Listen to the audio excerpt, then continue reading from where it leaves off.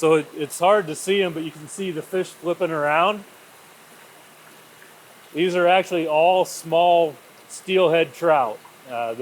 We get eggs in April, and then as those eggs hatch out, we have them in a building next door here. They hatch, and we grow them as much as we can in that hatchery building. Then they come into this raceway, and for about half the year, they're in this raceway being fed and growing to hit a target range of 7 to 9 inches when we stock them into the streams in April. They think they're getting fed soon. So what we've learned over the years is this hatchery is well suited to raising 450,000 steelhead trout. With our annual cycle, we acquire eggs, we hatch them out. For a full year, we're growing these trout up to the right size to stock into Lake Erie. Every April, we harvest all these trout out of the runways, and we stock 450,000 into a total of 6 streams on Ohio's shoreline of Lake Erie. The steelhead trout are a really not just regional but national interest to anglers, as we have people from all over the country traveling here in the spring, winter, and fall to fish for these steelhead trout that return to the streams as adults.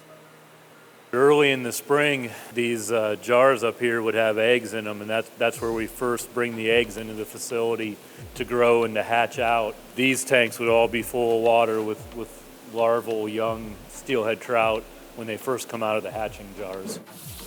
So in addition to the steelhead trout, they do grow what we call catchable trout. So they're trout that we raise up to around 12 inches or bigger, and they get stocked in the small water bodies around the state for people to catch as soon as they're stocked. So these eggs will go to that rainbow trout production that'll be stocked in water bodies all around Ohio. Here on Lake Erie, we're expecting an incredible 2023 fishing season. We have walleye catch rates that are higher than we've ever seen.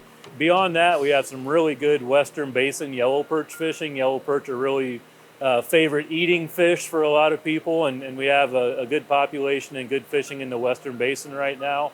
In addition to that, smallmouth bass fishing will be great, and of course, all year long you can find a place to catch these steelhead, either out on the lake in the summer or in the tributaries in the cold months.